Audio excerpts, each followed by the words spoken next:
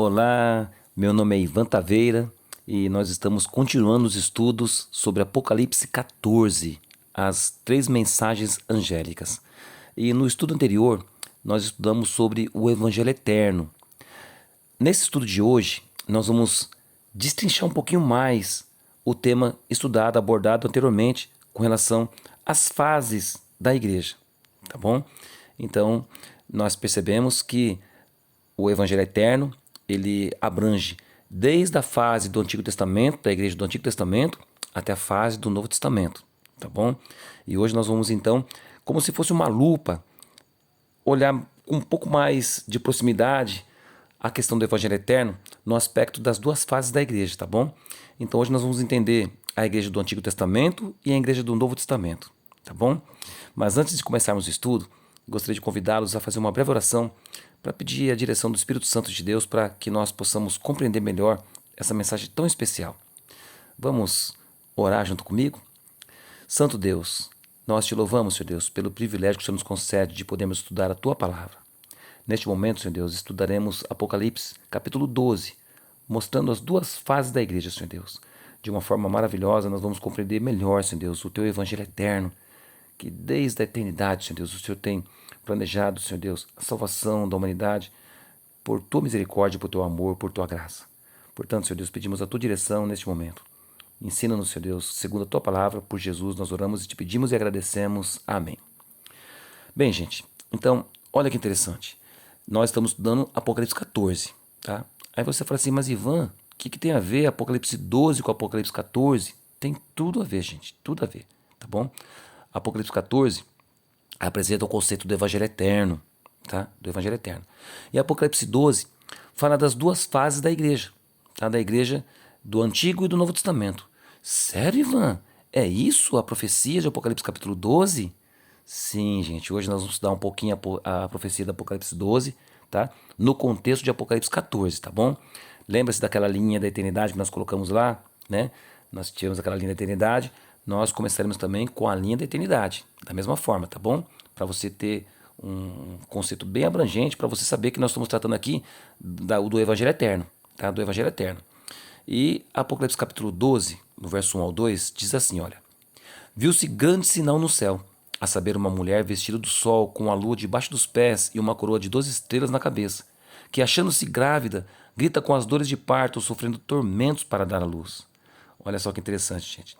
Nós vemos aqui então uma mulher diferente. Uma mulher que estava grávida, só que essa mulher, ela é diferente. Ela tem uma coroa de 12 estrelas na cabeça e ela é vestida do sol. E tem a lua debaixo dos pés. Alguns teólogos católicos afirmam que essa mulher aqui é Maria. É Maria. De uma certa forma, eles não estão errados. Tá bom? Eles não estão errados. Porque realmente a profecia aponta para um nascimento do Messias. Tá bom? A mulher grávida aponta para o nascimento do Messias. Só que essa profecia é muito mais ampla. Muito mais ampla. Porque você não vê Maria vestida de sol e nem Maria com uma coroa de 12 estrelas na cabeça e com a lua debaixo dos pés. Então isso aqui é uma forma simbólica, tá? De apresentar a igreja de Deus. Mulher em profecia, gente, é igreja, tá bom? Mas como nós sabemos disso? Quando você vai lá em Efésios, no capítulo 5, no verso 22 a 24, você percebe que Paulo compara a esposa, né, à igreja de Deus. E o marido é a cabeça da esposa, assim como Cristo é a cabeça da igreja. Percebe como que ele simboliza assim a igreja, né, como uma mulher, como uma esposa. Tá? E nós vemos muito bem, né, na profecia, diz, né, a esposa adornada para o seu esposo, né, falando da igreja de Deus, percebe? Jesus contou aquela parábola das virgens, né, 10 virgens que aguardavam a vinda do noivo, né, que viria para o casamento, elas foram para o casamento. Então a igreja, gente, a igreja é a noiva, tá bom? A igreja é a noiva, tá joia? Então nós percebemos que em profecia, mulher significa, simboliza a igreja. Em Apocalipse, nós temos duas mulheres. Tá? Nós temos a mulher do capítulo 12, que é essa que nós vamos estudar, e temos a mulher do Apocalipse 17, que mostra a mulher adúltera, a mulher montada numa besta.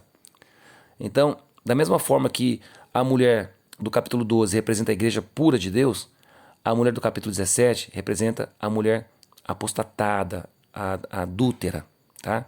Uma prostituta, tá bom? Então a mulher é a igreja apostatada. Tem a igreja verdadeira de Deus e a igreja falsa, tá bom? Então a palavra de Deus é maravilhosa, gente. Nós estudando o conceito mais profundamente, nós vamos descobrindo coisas incríveis, tá bom? Bem, lembra-se, nós estamos estudando sobre o Evangelho Eterno, né? Nós estamos vendo lá as 3 mensagens angélicas de Apocalipse 14, né? E nós temos a linha da eternidade, que é essa linha azul, que você está vendo aí na sua tela, tá vendo? E lembra-se que nós tínhamos lá, né, na linha da eternidade, né, que é a linha da eternidade, que Deus é eterno, nós estudamos sobre isso, né? Mas que surgiu, né, algo interessante, né, no universo, né? Surgiu o pecado. Então, quando Deus criou Adão, gente, Deus criou Adão perfeito, assim como Deus criou todas as coisas perfeitas, né? Mas, em determinado momento, Adão pecou, trouxe então a morte, né? A morte, o salário do pecado é a morte. Nós estudamos isso no estudo anterior, lembra-se, né? Mas olha que coisa maravilhosa, gente. Quando Adão pecou, antes de Deus dar condenação para Adão, Deus deu uma promessa, gente. Deus deu uma promessa linda, que está lá em Gênesis, no capítulo 3, verso 15, que diz assim, olha: por inimizade entre ti e a mulher, entre a tua descendência e o seu descendente. Este te ferirá a cabeça, e tu lhe ferirás o calcanhar. Aqui foi a sentença que Deus deu para a serpente, né? E nessa sentença que Deus deu para a serpente, Deus disse que eu colocaria inimizade entre a mulher e a serpente, entre a igreja de Deus e o diabo e os seus descendentes, sabe? Todos aqueles que buscam servir ao diabo. Deus colocaria inimizade, tá? Entre a igreja e Satanás, né? Então aqui está ali, por inimizade entre ti, entre a serpente, né? E a mulher. E a mulher é a igreja, tá? Entre a tua descendência e o seu descendente. Este te ferirá a cabeça e tu lhe ferirás o calcanhar. Os teólogos chamam esse verso aqui de proto-evangelho. Por que um proto-evangelho? Porque é um evangelho em miniatura. Aqui está apresentado a promessa de Cristo, do Messias, desde o princípio. Desde lá de Adão foi dada a promessa então do Messias, né? O descendente da mulher, né? Que esmagaria a cabeça da serpente, tá bom? Então aqui é a promessa de Cristo, desde o início, sabe? Lembra-se que Deus, né, vestiu Adão de pele de animais, né? Então um cordeirinho foi morto. Um cordeirinho foi morto desde a fundação do mundo. Representando o quê? Cristo. A justiça de Cristo, tá bom? Então quando nós vemos aqui essa mulher vestida do sol, é o manto da justiça de Cristo, a justiça de Deus, tá? Cristo é a nossa justiça. Então quando Deus deu ali o manto de pele de animais para Adão, ali foi a justiça de Cristo cobrindo a nudez dele. Porque Adão tentou fazer o quê? Obras humanas, né? Com folha de figueira. Uma folha de figueira murcha, assim como as obras humanas murcham, né? Então Deus ali vestiu Adão do manto do cordeiro, o cordeiro que foi morto desde a fundação do mundo. Então a justiça de Cristo sobre ele, né? Ele então, ali Adão, quando se arrependeu do seu pecado ali, Deus vestiu ele com o manto da justiça de Cristo, né? Simbolizando aqui a igreja, gente. A igreja é vestida com o sol da justiça, tá? Sabe? A justiça de Cristo, não é a justiça do homem, tá bom? E aí nós vimos então que Deus deu a promessa para Adão, não é verdade? E Adão então teve descendentes. Depois que Adão pecou, foi expulso do jardim, teve as consequências do pecado, né? Teve as consequências. Adão foi expulso do jardim. E então Adão e Eva concebeu, né? E teve 2 filhos, né? Então Caim, primeiro, né, o primogênito, e Abel. Mas nós sabemos que Caim matou Abel, né? E então Abel não teve descendentes. Mas Caim teve descendentes, porque Adão teve filhos e filhas depois, né? Nós não sabemos o contexto, nem o tempo que se deu esse assassinato de Caim que matou Abel, e se Adão já tinha mais, né, filhas, né? Por quê? Porque Caim casou com a sua irmã, tá? E gerou descendentes, né? Mas depois da morte de Abel, Adão também teve mais um filho chamado Sete, né? Chamado Sete. A partir de Sete, gente, começou-se a invocar o nome do Senhor. Você vai ver isso lá em Gênesis, no capítulo 4, verso 26, que diz assim, olha: a Sete nasceu também um filho, ao qual pôs o nome de Enos, que se começou a invocar o nome do Senhor. Então aqui nós vemos uma distinção. Logo no começo que nós vemos uma distinção da descendência de Caim, da descendência de Sete. Caim não se arrependeu dos pecados dele, gente. Não se arrependeu, tá? A Bíblia não apresenta nada que diz que Caim se arrependeu. Pelo contrário, os descendentes de Caim foram homens que se desviaram do caminho de Deus. Você vê lá que no verso 19, no capítulo 4 de Gênesis, você vai ver que um descendente de Caim, Lameque, né, tomou para si 2 esposas, né? Olha só, primeiro que foi bígamo na Bíblia, né? Porque Deus havia dado a ordem, né, que o homem se unirá à sua esposa, né? Um casamento monogâmico, tá bom?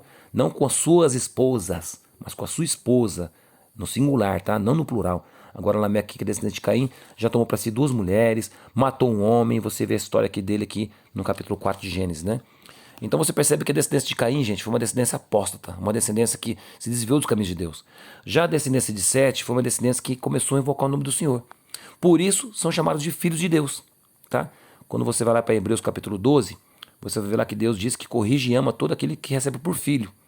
Os que não aceitam correção, Deus chama de bastardos, não de filhos. Então Caim não aceitou correção. E passou a ser chamado o quê? Filhos dos homens, a descendência dos homens. E os filhos de Sete, o descendente de Sete, são os filhos de Deus. Né? Só que em um determinado momento, né, já no tempo de Noé ali, porque Noé é descendente de Sete, tá? Caim teve seus descendentes ali, né, que está narrado ali no capítulo 4, você vai ver a partir do verso 17, você vai ver os descendentes de Caim. E a partir do capítulo 5, você vai ver os descendentes de Adão. Você percebe que tem uma separação. Caim está separado aqui da genealogia de Adão. Você percebe, né? E Adão, então, depois fala do Sete, da descendência de Sete. Então, da descendência de Sete veio Noé, tá bom? E no tempo de Noé aqui, gente, é dito que os filhos de Deus, que seriam os descendentes de Sete, cobiçaram as filhas dos homens, que são os descendentes de Caim. E aí, o que aconteceu? Houve uma corrupção generalizada, gente. As mulheres levaram os homens a pecarem, né? E, consequência disso, Deus o quê? Enviou o dilúvio. Enviou o dilúvio, né?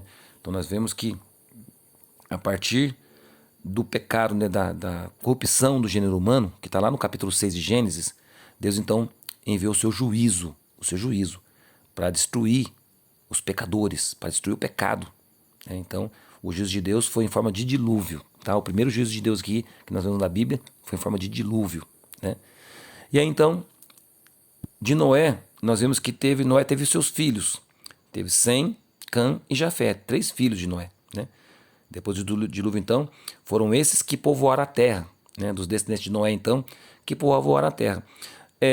Dos descendentes de Sem, vem Abraão, tá? Abraão vem da descendência de Sem, né? Já Cã e Jafé formaram ali os povos, né? Cã formando o povo do Egito ali, né? Os descendentes ali da região do Egito ali, né? São os filhos de Cã.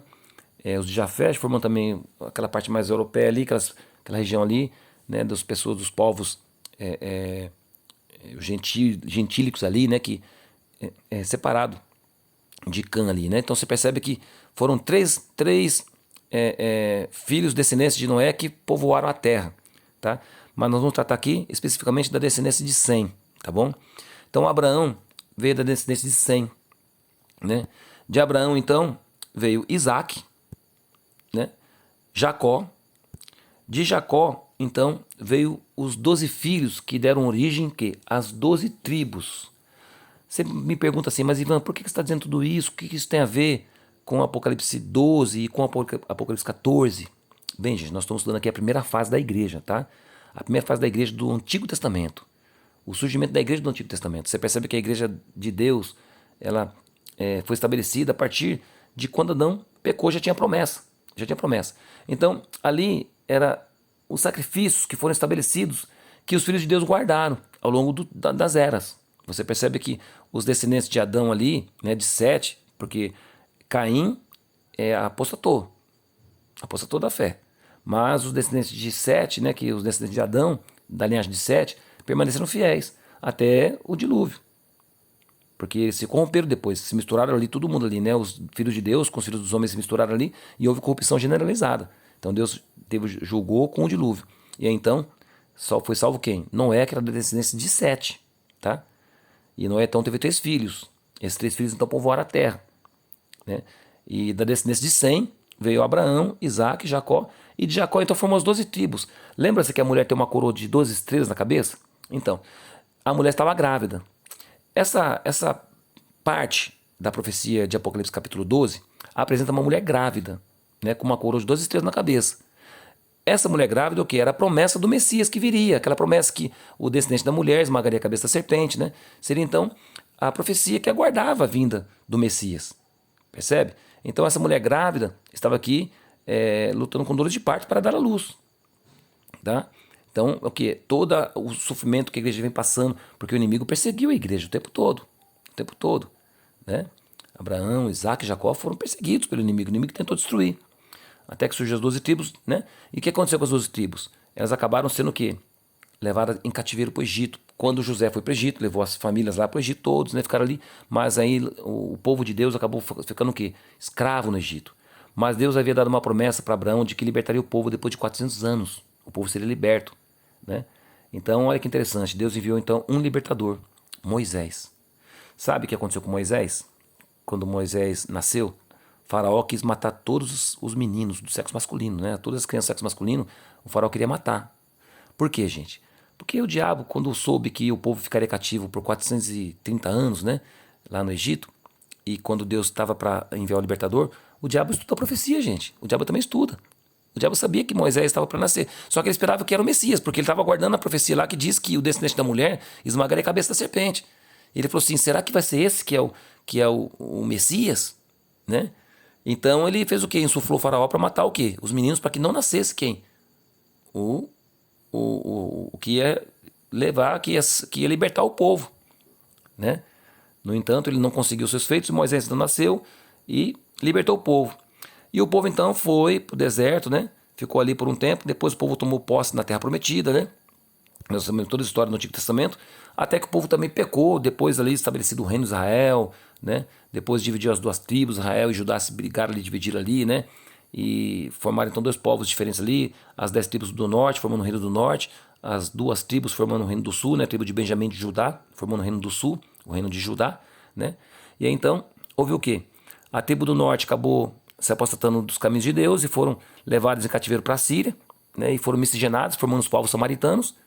E o povo de Deus foi levado cativo para a Babilônia, o povo judeu que se apostatou também da fé, que adorou outros deuses, Deus então castigou com o quê? O juízo de Deus veio através da Babilônia. Então destruiu o templo e levou o povo cativo para a Babilônia. Nesse período do cativeiro babilônico, o povo clamou a Deus, e havia uma profecia de Jeremias que o povo ficaria lá por 70 anos, né? Que depois o povo voltaria de novo para a terra dele. Então Deus retornou o povo de novamente para Jerusalém, o povo reconstruiu o templo, né? O templo de Zorobabel foi reconstruído, né? Onde antes era o templo de Salomão, que foi destruído pelos babilônios, né? Então, com o retorno do povo do exílio da Babilônia, o povo reconstruiu o templo novamente, né? O templo de Zorobabel. E aí então, gente, a partir desse momento aí, o povo ficou sem profetas. Ficou um período que a gente chama de período intertestamentário, que é aquele período que Deus não enviou mais profetas, né? E o povo ficou durante 430 anos, da mesma forma que ficou ali, né? Para ser o período do cativeiro, né? Que o povo ficaria, depois seria liberto. Ficou um período também de Deus se calou, Deus não falou nada. Por quê? Porque no tempo da plenitude dos tempos, gente, Deus enviaria o quê? O seu filho Jesus, o descendente da mulher. Aquele descendente da mulher lá de Gênesis capítulo 3, verso 15, nasceria na plenitude do tempo. Então, Jesus nasceu, gente. Jesus nasceu. Dando então o quê? Início à segunda fase da Bíblia. Né? Desculpa, a segunda fase da igreja. A segunda fase, né? A primeira fase, então, nós vemos aqui, que é a fase da igreja do Antigo Testamento, tá? Aqueles símbolos proféticos, todos aqueles carneirinhos que eram mortos ali, tudo apontava para Jesus. Jesus era o Messias aguardado, esperado, né? Só que aconteceu o quê? Jesus veio para o que era seu, e os seus não o receberam. Mas a todos quantos o receberam, deles o poder de serem feitos filhos de Deus, aos que creem no seu nome, os quais não nasceram do sangue, nem da vontade da carne, nem da vontade do homem, mas de Deus. João capítulo 1, verso 11 ao 13. Olha que interessante. Jesus veio para os seus. Quem que eram os seus? Os judeus que estavam ali. Mas os judeus rejeitaram Jesus. E a partir desse momento, então, inicia-se a segunda fase, a fase da igreja do Novo Testamento. Que agora, quem que é a igreja agora? A igreja antigamente era o quê? Era Israel, era a nação de Israel. Mas a partir do momento que Israel rejeitou o Messias, deu-se espaço então agora para quem? Para os gentios. Então agora o evangelho foi pregado para os gentios, dando início agora o quê? A segunda fase da igreja, né? A fase do Novo Testamento, que está lá em Apocalipse capítulo 12, verso 5 e 6. Então veja só, na primeira fase nós vimos que a mulher estava grávida para dar à luz, né? Agora já na segunda fase, olha, a mulher deu à luz, olha, e deu à luz o filho homem, que há de reger todas as nações com vara de ferro. E seu filho foi arrebatado para Deus e para o seu trono. E a mulher fugiu para o deserto, onde já tinha lugar preparado por Deus, para que ele fosse alimentado durante 1260 dias. É um período profético isso aqui também, tá bom? Então olha só, a mulher deu à luz um filho. Quem filho? Jesus Cristo. Jesus Cristo veio na plenitude do tempo, né? Só que Jesus Cristo morreu, né? Jesus Cristo morreu, mataram Jesus na cruz, né? Então nós vemos o que, olha, a igreja do Antigo Testamento é representada pelas 12 tribos. Aonde nós vemos isso, gente? Quando você vai lá em Apocalipse, no capítulo 21, no verso 12, você vai ver os fundamentos, né, da igreja, da cidade santa, né, da Nova Jerusalém. Você dito lá que diz, olha, e tinha um grande e alto muro com 12 portas, e nas portas 12 anjos, e nomes escritos sobre elas, que são os nomes das 12 tribos dos filhos de Israel. Então você percebe que na Nova Jerusalém ainda tem o nome das tribos de Israel ali, né? Mas já no Novo Testamento nós vemos o quê? Que lá em Apocalipse capítulo também 21, né, no verso 14, diz também do muro, olha. E o muro da cidade tinha 12 fundamentos, e neles os nomes dos 12 apóstolos de Cristo. Então você percebe, essa coroa de 12 estrelas que a mulher carrega, representa tanto as 12 tribos de Israel, que é a igreja do Antigo Testamento, como também a igreja do Novo Testamento. Tá bom?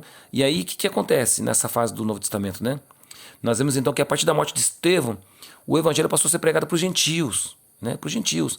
Lá em Atos capítulo 8, verso 1, nós lemos o seguinte, olha: e também Saulo consentiu na morte dele, e fez-se naquele dia uma grande perseguição contra a igreja que estava em Jerusalém, e todos foram dispersos pelas terras da Judéia e de Samaria, exceto os apóstolos. Então agora eles foram pregar o evangelho aonde? Em Samaria, nos confins da terra. Foram pregar o evangelho agora para os gentios, dando início então o que? A segunda fase da igreja, a igreja do Novo Testamento, né? Que nós estudamos, tá bom? E aí nós vemos o que? Um período de perseguição. A igreja, gente, a igreja sempre foi perseguida. O diabo sempre se irou contra a mulher, né? E foi fazer guerra contra os descendentes da mulher. Você percebe que o diabo estava ali, né, quando a mulher estava grávida para dar à luz, o diabo estava ali querendo devorar o filho quando nascesse. Então você vê que a igreja do Antigo Testamento passou por muitas provações, muitas perseguições. O diabo queria destruir mesmo, destruir, acabar com a igreja de Deus. Sabe, queria matar Moisés. Lembra quando Moisés nasceu, queria matar Moisés. Então você vê que o diabo sempre perseguiu a igreja de Deus, gente. Sempre perseguiu a igreja de Deus, sabe? E quando ele viu que não conseguia impedir que o filho da mulher nascesse, que Jesus nasceu, ele partiu agora sua ira, sua fúria toda contra quem? Contra a igreja que ficou. Contra a igreja que ficou, né? E aí houve então perseguição à igreja. Esse período aqui de 1260 dias, gente, é um período profético, tá? Segundo as profecias, gente, nós vamos estudar um pouco mais sobre isso mais para frente. Segundo as profecias, cada dia equivale a um ano, tá? Quando você vai lá em Números 14, você vai ver lá, quando os espias foram enviados lá para espiar na terra, né? O povo acabou rejeitando os espias, né? Deu um castigo para o povo ficou 40 anos. Conforme os dias que os espias ficaram na terra, 40 dias, eles ficaram 40 anos no deserto, tá? Lá em Ezequiel também, acho que no capítulo 4, se não me engano, lá fala também da profecia de Ezequiel, né? Que Ezequiel ficaria ali, para cada dia que Ezequiel ficasse profetizando ali, seria equivalente a cada ano, tá? Então, na profecia, gente, dias representa anos, tá bom? Então aqui nós vemos um período de 1260 dias, um período de 1260 anos, tá? E esse foi o período de perseguição da igreja, né? Primeiramente começou a perseguição, gente. A igreja sofreu muito, sob Diocleciano. No ano 303 d.C. até 313 d.C., né? Que foi então encerrada a perseguição com o decreto de Milão. Quando Constantino, o imperador Constantino, então, supostamente convertido ao cristianismo. Por que eu falo supostamente? Porque realmente Constantino se batizou, diz que se batizou, tal, mas ele continuou com práticas pagãs, tá? Com práticas pagãs. E ele então introduziu na igreja algumas práticas desse estilo. O dia do sol, por exemplo, que é o domingo, né? Que era o principal dia de culto pagão dos romanos, né? Dado ao deus sol, né? Foi instituído então pela igreja. A igreja acabou instituindo esse dia aí como um dia de guarda, né? Foi a partir desse momento que começou a entrar heresias na igreja, tá bom? O diabo é astuto, gente. Quando ele não conseguiu vencer a igreja pelas perseguições, o que ele fez? Ele se aliou com a igreja. Constantino teve uma pseudo-conversão, tornou o Império Romano agora todo cristão, né? Deixou de ser pagão, deixou as práticas pagãs. Só que os pagãos não deixaram suas práticas pagãs. Eles entraram para a igreja, mas trouxeram com ele no bojo muitas coisas do paganismo, tá bom? Você sabe como que é o domingo em inglês, na língua inglesa? É Sunday, dia do sol, sabe? Segunda-feira, Monday, dia da lua. Então você percebe que no calendário inglês, né, eles trazem ainda esse conceito pagão de Roma. Por isso que o domingo é dia do sol, que é chamado dia do sol. E Constantino, então, ele decretou esse dia como um feriado nacional, tá? O domingo. E a igreja acabou, então, abraçando esse dia como um dia de guarda, tá bom? E aí, ao passar do tempo, foram deixando de guardar os mandamentos de Deus, guardar o sábado, que era o dia bíblico, e passaram então a começar a guardar o domingo. Mas guardava o domingo e o sábado. Por isso nós temos hoje em dia folga no sábado e no domingo. Porque ficou aquela coisa dividida. Os cristãos fervorosos que eram firmes na palavra de Deus continuam guardando o sábado. Mas aqueles que foram se introduzindo e se deixando levar pelas doutrinas que veio chegando de homens ali, passaram então a ficar divididos ali. Guardava o domingo e guardava o sábado. Eram os romanos que foram se entrando ali, né? E trouxendo na sua bagagem o paganismo junto com eles. Passaram a guardar o domingo e o sábado, né? Ficou uma coisa meio que dúbia, né? Por isso nós temos hoje o sábado e o domingo, como final de semana. Tá bom? Mas o dia de guarda de Deus é o sábado, tá? É o sábado. Mas aí a partir desse momento que Constantino então decretou esse dia como feriado nacional, um feriado romano, né, mundial, que Roma dominava o mundo todo, era o império, né? Então passaram a guardar o domingo também, tá bom? Por isso teve a origem do domingo. Nós sabemos que o calendário que nós temos hoje é o calendário gregoriano, do Papa Gregório, mas é um calendário romano, tá? Você sabe por que o mês de janeiro chama janeiro? Sabe por que fevereiro chama fevereiro? Você já pesquisou sobre isso? Né? Por que o mês de março chama março? Né? Bem, gente, você vê que são nomes de deuses pagãos. Janeiro é homenagem ao deus Janus, que era um deus pagão romano, né? Fevereiro, homenagem à deusa Febos, a deusa da carne, das festas pagãs, né? Das orgias. Por isso tem o carnaval, carnavales, né? Que era a festa da carne, tá? Era uma festa pagã. E você vê que a igreja introduziu isso no seio dela. Essas coisas veio tudo no bojo, junto com o paganismo, percebe? E essa perseguição, então, que Satanás fazia perseguição para matar a igreja, para destruir a igreja, ele não conseguiu, porque cada dia que ele perseguia os cristãos, mais cristãos vinham, porque a igreja ficava forte. Os cristãos amavam a Deus de verdade, que eles davam suas próprias vidas e as pessoas admiravam aquilo. E muitos cristãos vinham se convertendo. Então o diabo percebeu que não tinha como destruir a igreja de Deus pela perseguição. Então ele fez o quê? Se aliou. E ele teve uma estratégia muito eficaz, porque a partir daí então começou a entrar heresia dentro da igreja e a igreja começou a se apostatar, tá bom? E esse período todo durou um período de 1260 dias, tá? 1260 anos, né? Esse foi o período da Roma pagã, tá? Que você vai ver isso lá em Apocalipse capítulo 2, verso 10, né? Deixa eu ler para vocês lá, Apocalipse 2, né? Que vou ver aqui na minha Bíblia, vou abrir minha Bíblia aqui, pra gente estudar junto, tá? Apocalipse 2, verso 10, que diz lá, né? Olha. Fala das cartas, né? Das cartas, lá em Apocalipse 2, capítulo 2, verso 10, diz assim, olha. Não temas as coisas que tens de sofrer. Eis que o diabo está para lançar na prisão alguns dentre vós para ser dispostos à prova e tereis tribulação de 10 dias. Ser fiel até a morte e dar-te-ei a coroa da vida. Olha só, gente, essa tribulação de 10 dias aqui foi o período de Diocleciano, tá? Durou 10 anos. 10 anos. Sob Diocleciano, no ano 303, né? Deu-se início a essa perseguição terrível que matou cristãos ali no Coliseu, terminando com um decreto de Milão, no ano 313. Então você percebe que foram 10 anos exatos. Então esses 10 dias na profecia aqui equivale a 10 anos. Então Apocalipse capítulo 2, verso 10, fala dessa perseguição, desse período aqui de 10 dias, que foi esse período aqui de Diocleciano, né, que deu início à perseguição no ano 303, depois de Cristo, terminando no ano 313 com o Edito de Milão, né, com o decreto de Constantino, que cessou a perseguição da igreja, entendeu? E aí então surge então o que, gente, nesse período também? Roma Papal. Roma Papal, que é a igreja, né, a igreja dos papas. Porque a igreja cristã, gente, ela vinha seguindo toda a doutrina dos apóstolos, né? E ali vinham os bispos que ficavam ali, né, que eram os líderes da igreja, né, no passado, né? Então havia ali os bispos de Jerusalém, de Antioquia, né, das igrejas. Mas acabou prevalecendo o quê? O bispo de Roma, por quê? Porque Roma era a capital do reino. Então o bispo de Roma passou a ter preeminência. E a partir então do ano 538, né, com o decreto Justiniano, né, deu-se nisso então o período papal, que eles chamam de papal. Por quê? Porque foi dado poder plenos para o Papa. Quando caiu Roma, né, Roma caiu nas mãos das tribos bárbaras, né, o império de Constantinopla, o Império Romano, né, que estava dividido em duas, né, o Ocidente e do Oriente. Então Roma do Oriente, que estava ali sob Justiniano, né, decretou que o Papa seria o substituto, então, ali de César. Ele seria o pontífice, né? O pontífice, quer dizer, o que destaca, né, ali, que era o líder, né? Então o Papa passou a ser o líder agora temporal também, não apenas religioso, mas também temporal, não apenas religioso, como líder de igreja, mas também como chefe de governo. Percebe? Então misturou o Estado e a igreja. Cumprindo também aquela profecia de Daniel no capítulo 7, do verso 21 e 27, do chifre pequeno, da ponta pequena que surgia, tá bom? É um detalhe aqui, eu quero dizer para vocês que a gente pode estudar esse mapa para frente, mas cumprindo essa profecia também, tá? De Daniel capítulo 7, verso 21 e o verso 27, que fala do chifre pequeno, que fazia guerra contra o povo de Deus e vencia, prevalecia, que jogou por terra a verdade, né? Pisou a lei de Deus, né? Mudou os mandamentos de Deus. Você percebe que o catolicismo ele mudou as leis dos 10 mandamentos. Se você pegar o mandamento do catecismo, os 10 mandamentos do catecismo, e comparar com os 10 mandamentos da Bíblia, você vai ver que tem diferenças, sabe?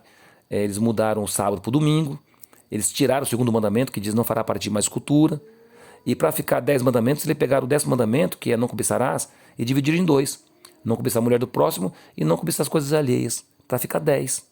E você percebe então que eles mudaram as leis de Deus, conforme está em Daniel no capítulo 7, tá bom?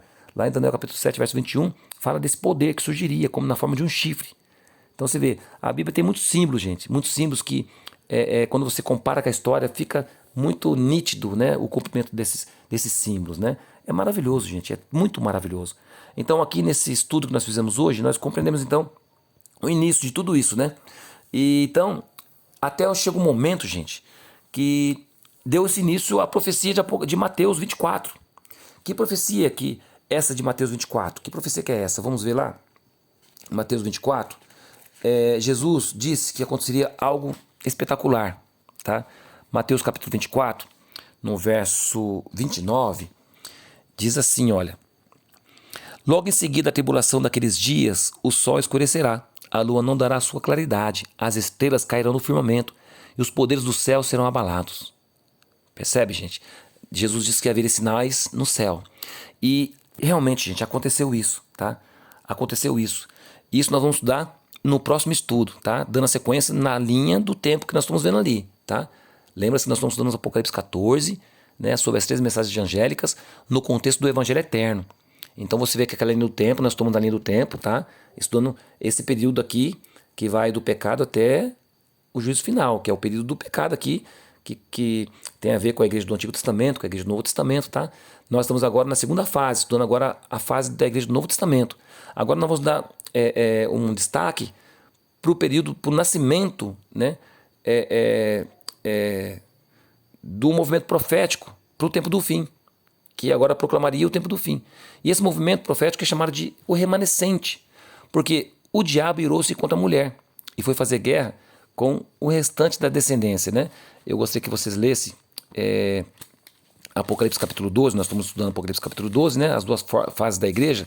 Lá no finalzinho de Apocalipse capítulo 12, é dito que o diabo se indignaria, ficaria irado contra a mulher, né? Apocalipse 12, verso 17, olha o que diz lá, eu vou ler para vocês aqui, olha. Apocalipse 12, verso 17, diz assim, olha: irou-se o dragão contra a mulher, e foi pelejar com os restantes da sua descendência, os que guardam os mandamentos de Deus e têm o testemunho de Jesus, e se pôs em pé sobre a areia do mar. Bem, você vê que nós estamos falando de símbolos proféticos aqui, e mulher, você sabe que é a igreja. E quem que são os descendentes da mulher? São aqueles que guardam os mandamentos de Deus. São a igreja de Deus na terra ainda. Ah, Ivan, ainda tem a igreja de Deus viva na terra? Tem. Gente, se tem a igreja falsa, tem a igreja verdadeira. Deus tem um povo na terra, gente, específico, sabe? E esse povo, o dragão está irado com ele. O dragão está irado com esse povo. O dragão está perseguindo esse povo. Usa de todas as estratégias para que as pessoas rejeitem esse povo, para que as pessoas não venham conhecer a verdade, sabe? O diabo ele usa de muitas astúcias, né? Chama de seita, persegue, diz que é um povo que está debaixo da lei, né? E assim, e vai fazendo as suas artimanhas para que o povo não venha buscar o conhecimento da verdade, tá bom? Então nós vamos estudar a partir então do próximo estudo, vamos estudar sobre o remanescente, tá? Continuando ainda a fase da igreja do Novo Testamento, tá bom? Nós estamos ainda no estudo de Apocalipse capítulo 14, tá? Com destaque para Apocalipse 12, que a gente está mostrando as fases da igreja, tá? As fases da igreja, desde o Antigo Testamento até agora no Novo Testamento. Então nós estamos na fase agora do Novo Testamento a partir das profecias de Mateus 24, quando Jesus disse dos sinais, né? No sol e na lua, né? Deus disse que haveria sinais, né? Mateus 24, nós vemos lá que haveria sinais no sol, né? O sol escureceria, o sol não daria a sua luz, né? E cairia as estrelas do firmamento, né? Vamos ver de novo lá para vocês guardarem esse verso para a gente buscar então o contexto no próximo estudo, para a gente estudar bem profundo esse tema aí, olha. Apocalipse capítulo 24, né? Verso 29, olha. Logo em seguida a tribulação daqueles dias, que tribulação? Lembra-se que houve perseguição, a igreja foi perseguida, sofreu muito, né? E a igreja continuou sendo perseguida ao longo do tempo. Mas é dito que logo em seguida a tribulação daqueles dias, quer dizer, depois que cessaria a perseguição, que haveria aliança política, né? Que formaria então essa igreja apóstata, né?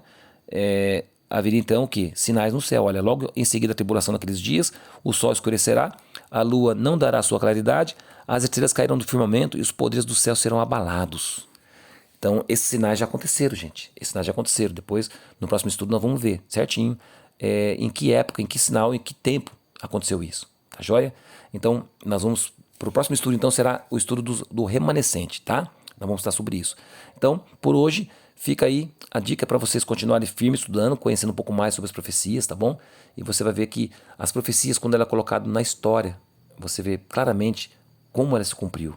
E isso nos dá esperança, gente. Esperança porque as profecias de Deus se cumprirão. Aquelas que estão por vir ainda virão, tá bom? E não falharão. Isso nos dá força e fé para continuarmos na caminhada cristã, tá? Porque a nossa redenção se aproxima, gente. Então, que eu e você possamos buscar o conhecimento da palavra de Deus para que nós não sejamos enganados nesse tempo do fim, onde surgirão muitos falsos profetas, muitos falsos cristos, enganando a muitos, tá bom?